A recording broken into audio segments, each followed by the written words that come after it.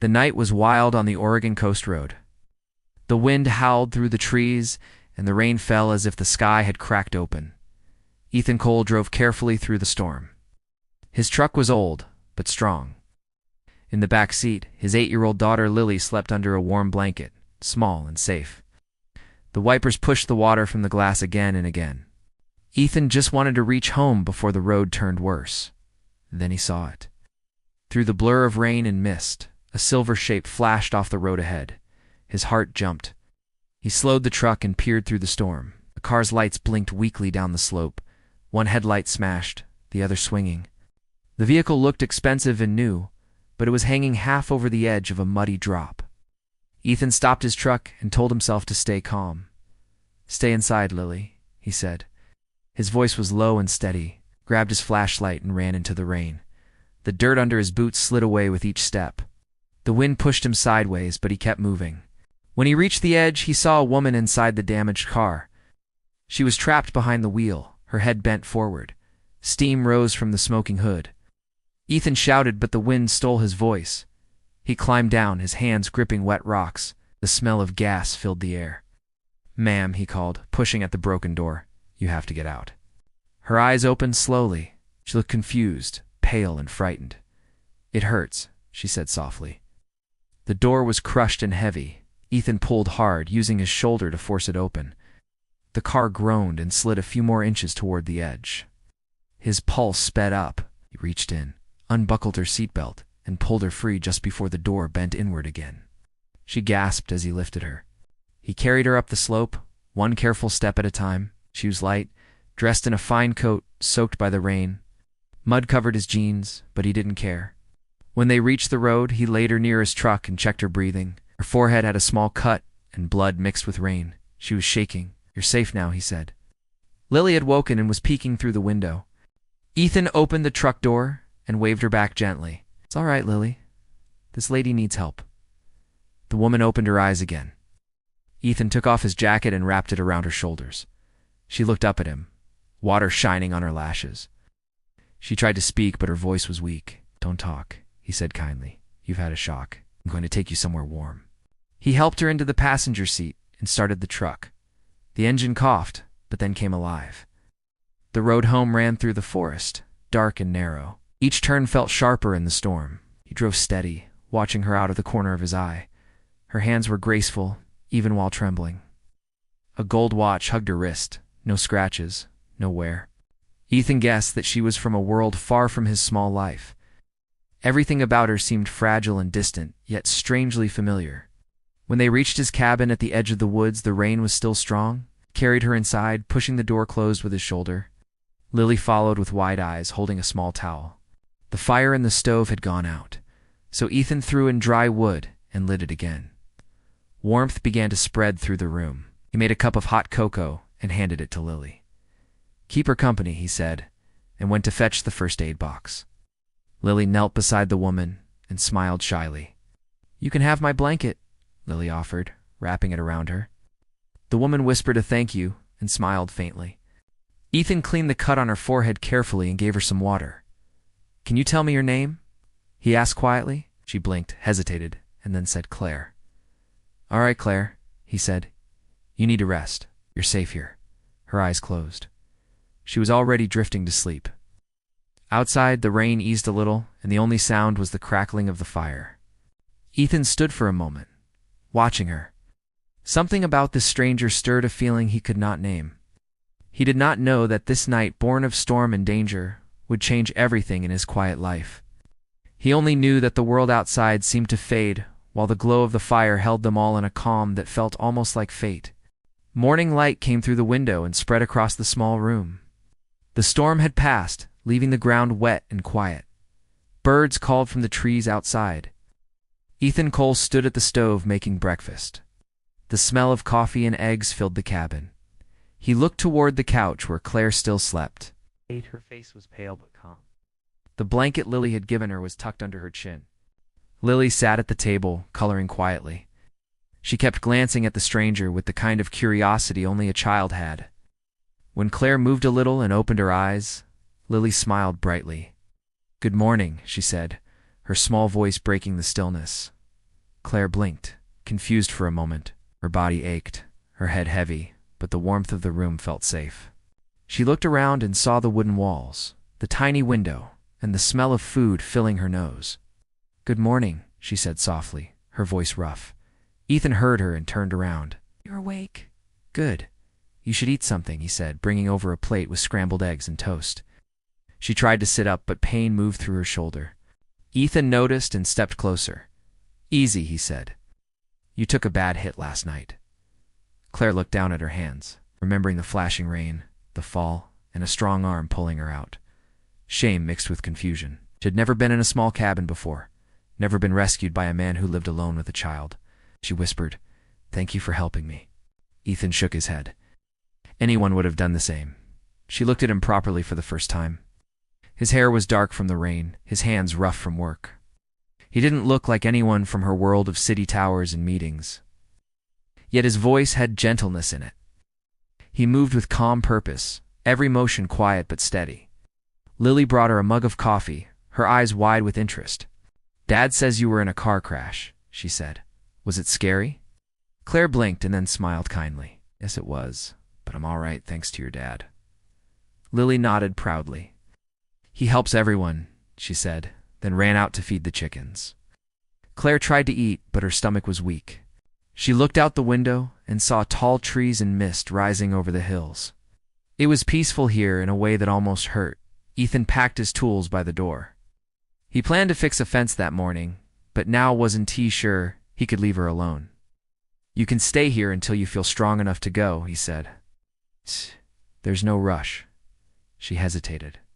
"I'll only need a little time. I can call someone to pick me up." Ethan nodded once. "The phone line's down after the storm. It might take a while to get through." She looked uneasy. Her world had always been full of order, assistance, and drivers waiting for instructions. Now she was in a cabin miles from the nearest town with a man she barely knew. But the fear that touched her heart felt easier than the panic that waited in the city she had fled. Lily came back inside, her cheeks red from the cold air. She sat by Claire again and started showing her drawings. There were pictures of trees, sunsets, and what looked like a big dog. Claire smiled and asked gentle questions about each one. Lily's laughter filled the small space, pushing away every bit of silence that threatened to return. Ethan watched them quietly. For a moment he saw a softness in Claire's eyes that reminded him of what used to be when his late wife was alive. It was a strange warmth, something he hadn't felt in years. He forced the thought away and went outside to chop firewood. While he worked, Claire stood by the door and watched him. She noticed how strong his arms were and how his face had a tired grace. He carried himself like a man who had learned to keep going no matter what. She thought of her meetings, her office made of glass and noise, and for the first time she wondered what all that meant if a person had no peace. Later, Ethan fixed her a small bandage, and Lily helped tuck the blanket around her again. The fire burned low and soft. Claire whispered, "You have a beautiful home." Ethan shrugged slightly. "It's small, but it's ours," he said. His voice did not brag or hide. It was just truth. That night after Lily went to bed, Claire sat near the window watching the forest. She thought of how close she had come to dying. The thought of the noise and greed she had left behind pulled at her, but the calm here held her like a quiet tide. She did not tell Ethan much about herself. She said her name again, but not her last name. He seemed to understand that she needed space to breathe. When the clock ticked silently and the room settled into stillness, Ethan looked at her from his chair by the fire. "Rest," he said softly. "Tomorrow will be clearer." Claire nodded and lay down again. She stared at the wooden ceiling, her mind full of questions she did not want to answer. Somewhere outside an owl called, and the wind moved through the trees like a long sigh. She felt safe and lost at the same time, unsure of how long she wanted to stay or what waited when she left this small world that already felt more real than her own. Sunlight came through the thin curtains and covered the small kitchen in a soft glow. The storm had forgotten the world, leaving behind only clean air and quiet. Watch. Ethan stood by the sink washing dishes while Lily sang a small tune she had made up. Claire sat at the table still wearing one of Lily's old sweaters, her own coat hanging near the door where it had dried overnight. Her shoulder hurt less now, and some color had returned to her face. Lily showed Claire how to tie the laces on a small doll's shoes. The little girl's laugh came easily and made the morning lighter. Claire smiled, though the smile carried a kind of sadness. She had not felt this kind of peace since she was a child herself.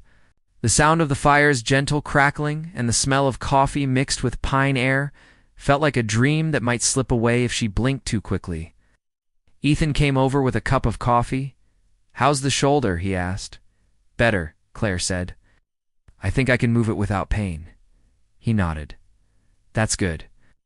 The cut on your head is healing well, too." She touched the small bandage and gave a quick smile. "Thank you again, Ethan. I owe you more than I can say. Just glad you're all right," he said. His eyes looked calm but deep, like he carried stories he never told. As the morning went on, Claire tried to help with small chores. She folded the blanket Lily had used and started setting plates on the table. Ethan told her not to worry, but she wanted to move, to be useful. She felt strange sitting still. She had been running for months before the accident. Running from meetings, from reporters, from expectations. The crash had forced her to stop, and now the quiet pressed against her chest in a way she both feared and needed. After breakfast, Ethan took Lily outside to collect firewood. Claire stepped out after them, her boots sinking slightly into wet earth. The air smelled of rain and moss. The forest around them felt alive, whispering in low rustles of leaves and the soft creak of branches.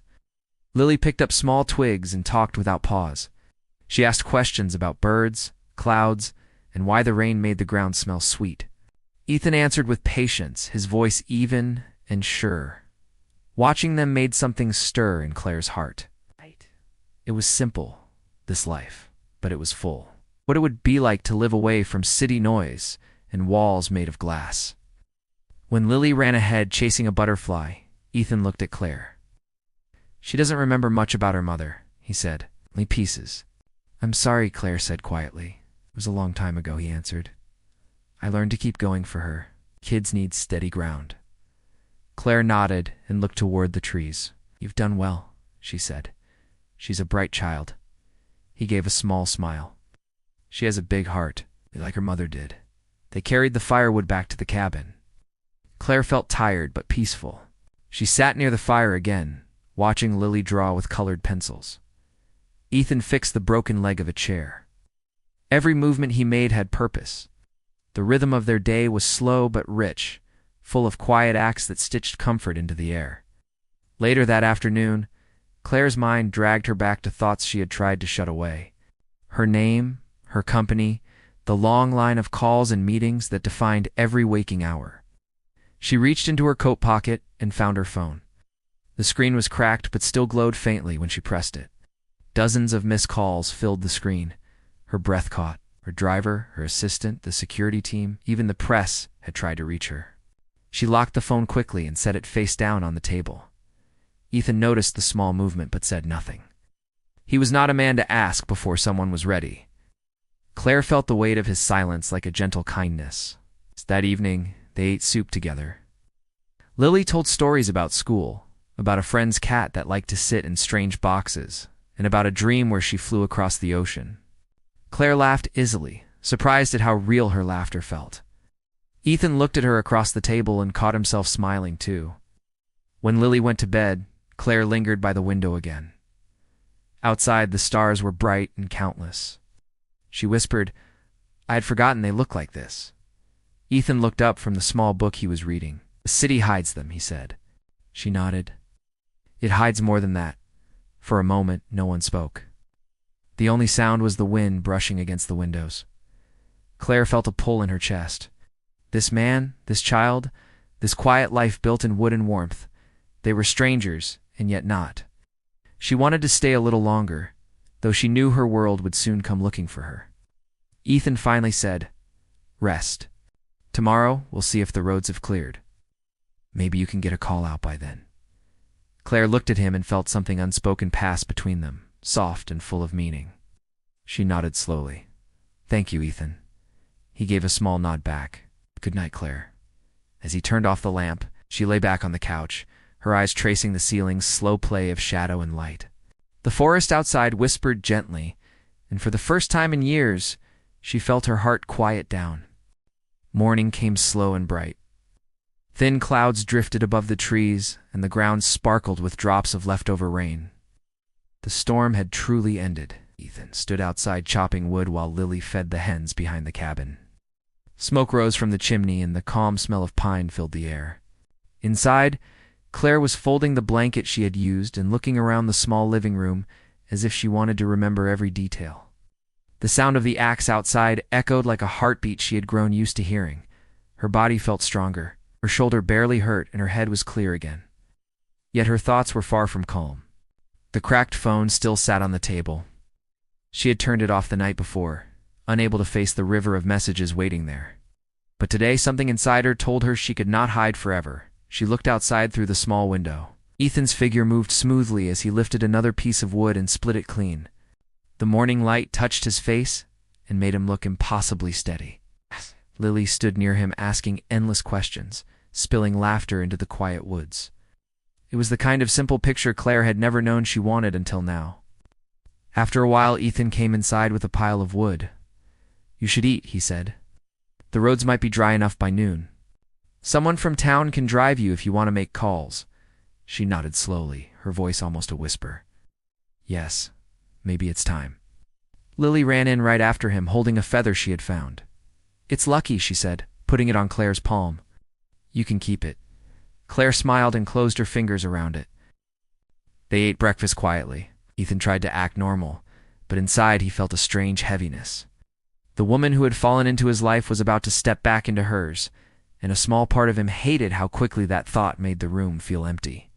He helped clear the dishes while Lily hummed a tune, and Claire stared out the window again. A little before noon, Ethan checked the radio. The weather office said the main roads were open again. Claire walked to the table and picked up her phone. Her hand shook as she pressed the button. It came alive with a sharp glow and hundreds of alerts. She scrolled through them without reading. Then a headline made her stop. Her name, her face. The news called her missing for 2 days. There were pictures of her company building and interviews with worried employees. Her breath grew shallow. The safe cabin suddenly felt too small. She looked at Ethan, who now stood watching her with quiet concern. "Without meaning to," she whispered, "they're looking for me." He nodded once. "I guessed that already." She stared at him. "You knew?" He shrugged lightly. "There aren't many strangers driving fancy cars on that road. You needed help, not questions." Claire sat down slowly, touched by the calm in his tone. No one had spoken to her like that in years. No one had treated her as simply a person. Yet she could feel the outside world pulling at her like a rope she could not cut free from. Ethan glanced at Lily, playing near the back door, and then said, "You don't owe me anything. Go home when you're ready. Just take care of yourself." His words were kind, but she heard something behind them that sounded like loss. She wanted to say something, maybe that she did not want to leave yet, but nothing came. Instead, she stood and went to pack her things. It did not take long. All she had now were borrowed clothes, her coat, and that small feather Lily had given her. Lily saw her standing near the door and looked puzzled. "You're going away?" Claire knelt by her. "I think I have to, sweetheart. Will you come back?" The question struck harder than Claire expected. "Maybe someday," she said softly, and hugged the child close. Ethan came forward and opened the door for her. Sunlight was warm, almost too bright. He walked her as far as the curve in the road where the trees began to thin. An old pickup driven by a neighbor came rumbling down the path. Ethan had called him earlier to help her get to town. They stood in silence while it approached. "Thank you," she said at last, "for saving me. For everything." Ethan nodded. "Take care, Claire. The world gets hard, but don't let it turn you cold." She wanted to answer, but her throat closed up. She stepped into the truck and turned back as it started to move. Lily waved from the porch, shouting goodbye. Claire pressed her hand to the window. The cabin grew smaller until it vanished into the green of the forest. When she reached town, reporters were already gathering outside her company office. Phones buzzed and cameras flashed. She slipped into a quiet corner and breathed deeply. The noise of her old life rushed around her like a tide. Yet somewhere behind her eyes, she could still see the glow of that small cabin. It's the firelight, Lily's laughter, and Ethan's calm face. Back in the woods, Ethan stood for a long time where she had left him. The road was empty again, but the air felt different. He turned back toward the cabin where Lily was waiting, and forced a smile. He did not tell her how still his heart felt. Inside, the fire had gone low, but its last warmth lingered, just enough for one more night. Years went by as quietly as the sound of wood being cut behind Ethan Cole's cabin. Life moved in a simple rhythm again. The days began with the smell of coffee and ended with the sound of frogs singing near the small river behind his land. Lily was taller now, her laughter louder, her heart still full of light. Ethan worked long hours repairing roofs, fixing fences, and helping neighbors when storms came again. Everyone in the small town knew him as the man who never turned away from work or from people who needed his hands. He never spoke about the woman from the storm, yet sometimes at night he looked out through the dark window when the firelight grew soft. He would think of the way she had smiled at Lily, or how she had stood quiet under the tall trees as if hearing them talk. It had been 5 years since she had left. Time had buried her name under days of work and the long task of raising his daughter, but something about her had never fully left the cabin. Lily had grown curious too. She remembered the lady who had given her a hug and a goodbye. Sometimes she drew pictures of her even though she barely remembered the details. Ethan kept those pictures in a small box, along with a single feather. He did not explain where the feather came from, and Lily never asked. One cold morning, Ethan received a letter. It came with no return address, only his name and town written in neat handwriting. Inside was a note with simple words, thanking him for his kindness 5 years ago. A small card was attached, printed with the name of a foundation that supported families and single parents in his county. He did not recognize the name on the front, but when he looked closer, he saw a symbol that made him stop. Inside the design of the logo was a tiny outline of a feather. He folded the letter and put it away, unsure what to think. From then on, strange things began to happen in town. The old school received funds to rebuild its roof. The small clinic that had been closing for lack of money was suddenly saved. Children who could not afford books started getting them free each season. When Ethan fixed the clinic's porch railing one afternoon, he found himself staring at a small plaque by the door. It read, "Gift from the Hope Lane Foundation." He stood there, silent for a long while, the tool still in his hand.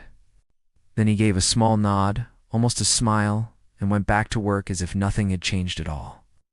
Life for Claire Lane, far away in her tall glass building in the city, had changed too.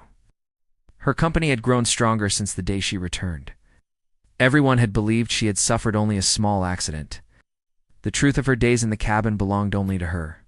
She had created the foundation in secret, choosing small towns to help instead of making public headlines.